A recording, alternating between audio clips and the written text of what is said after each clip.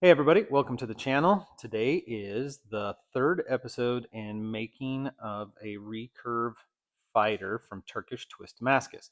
We're going to be doing our final grinding today, so let's run over to the desk and check out what we need to do to get that done. Okay, so real quick, what the plan is to do today is to take, so right now our plunge line is running right here on both sides. So what we want to do is we want to bring that plunge line back here and over like this, and it may wind up coming up higher than that,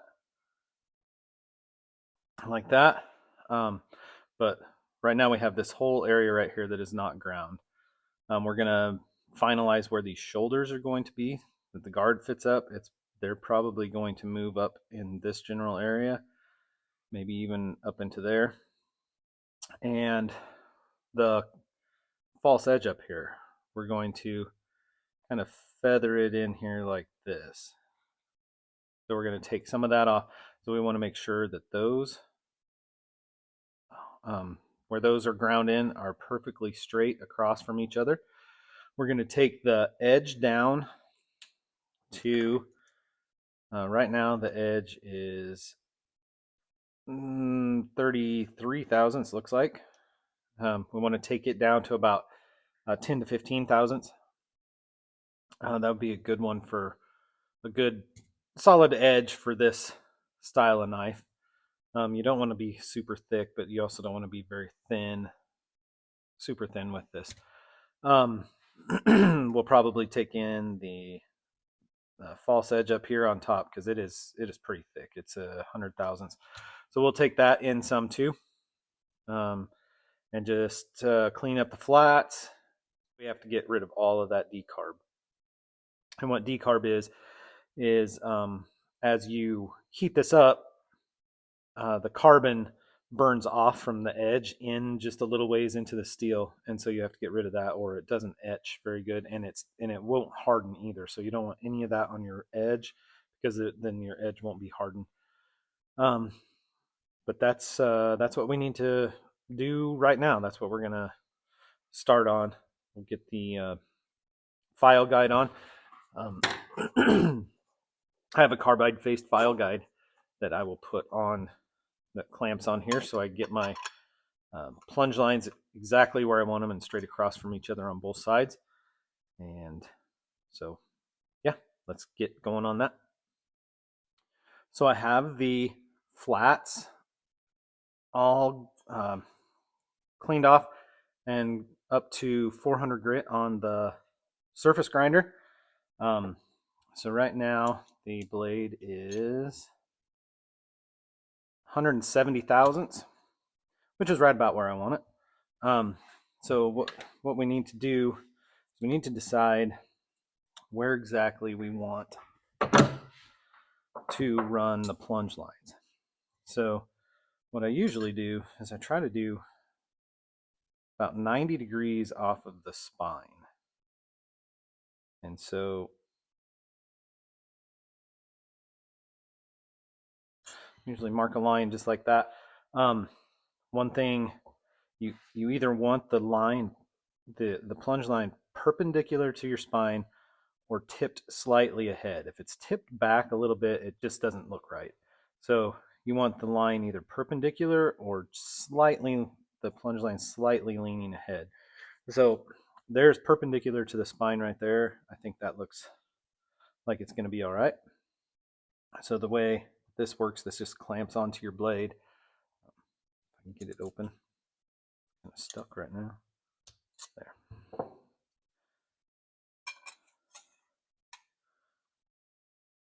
So I am going to slightly, just the width of my Sharpie marker, just lean that ahead just a little bit. So I'm on the top side. I'm on the left side of the Sharpie mark. On the bottom side, I'm on the right side of the Sharpie mark. So it is going to lean forward just slightly, and I can go ahead and start finishing out these bevels and get them up where I want them. So I have a fairly fresh 120 grit belt on the grinder. I'm just going to ease this plunge line back up here to the file guide on both sides, and then work that bevel up just a little bit. So let's get going on that.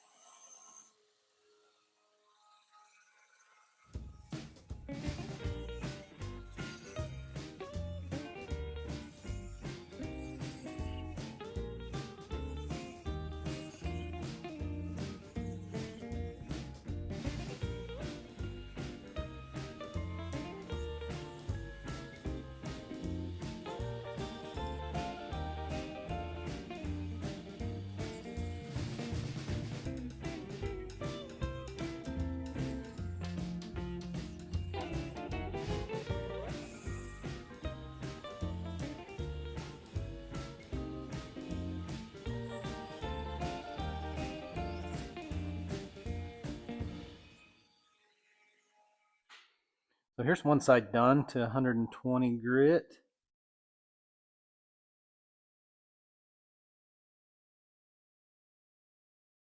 Coming out pretty good. Now it's on to the next side.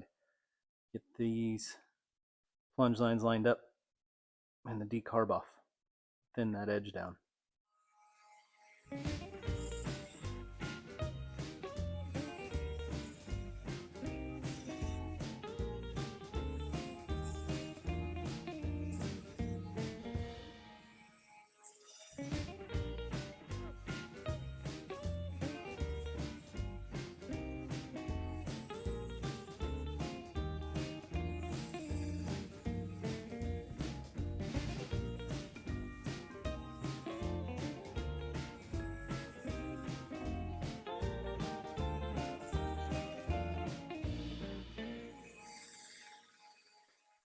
Okay, so I have bevels ground in 120 grit on both sides.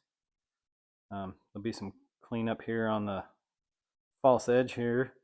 I have it down to anywhere between 10 to 14 thousandths, all the way from here all the way to the tip.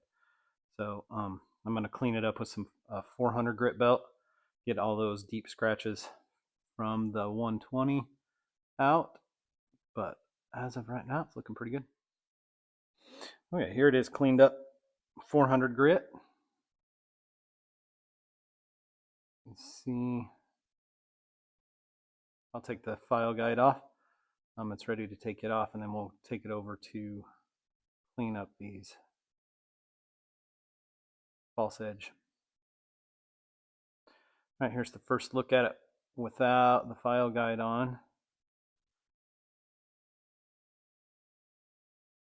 You can see the plunge line's pretty good. Pretty centered, the blade edge is centered. So anyway, we'll take it over and get the tool rest set back up and clean up these false edge clips here. So I left my tool rest at the same angle it was at the other day. I didn't mess with it. That way I could come back in at the same angle with a knife and come in here and just clean that up. What I want to do right now is I want to go scribe a line right across there where I want those plunges of the clip to come back to and meet exactly straight across from each other. Okay, the line is scribed. I don't know if you can see it. It's right there. There it is. It's not perfectly straight, but it's in there. So I'll have to watch where I'm grinding.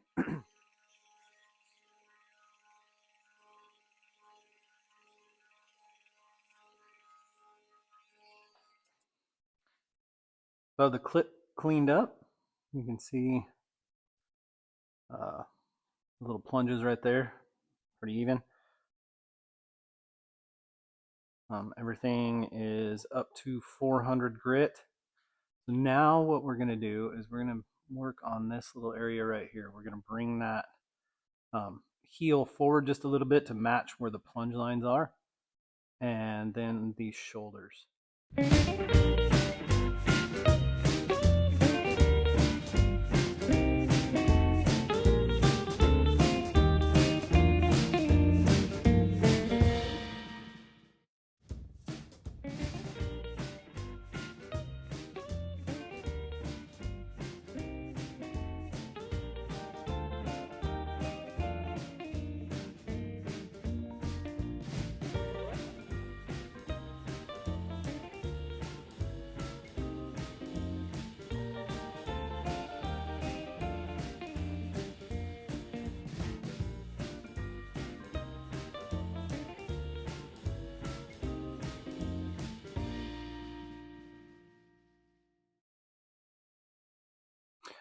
All right, so we have the heel brought up to where the plunge line comes down.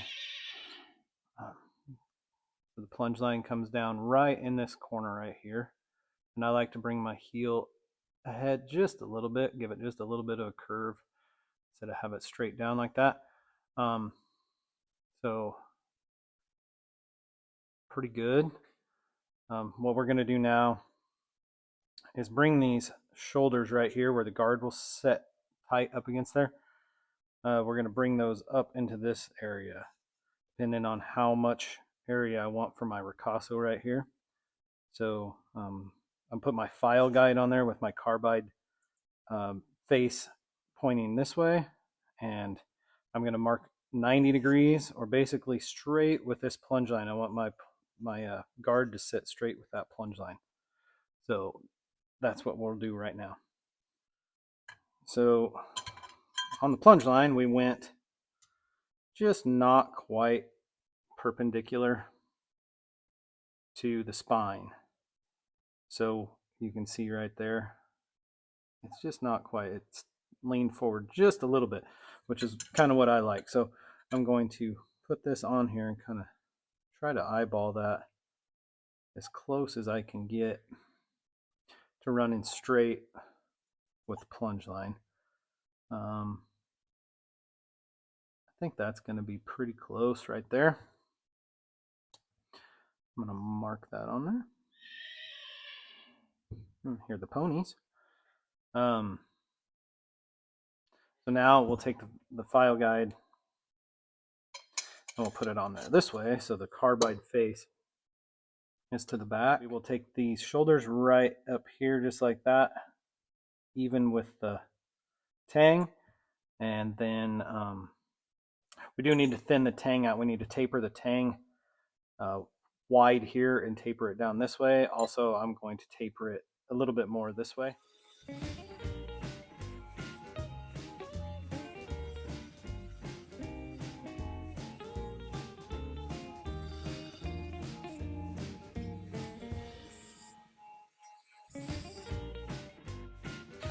All right, so there's a look at the shoulders now with the smaller ricasso right here.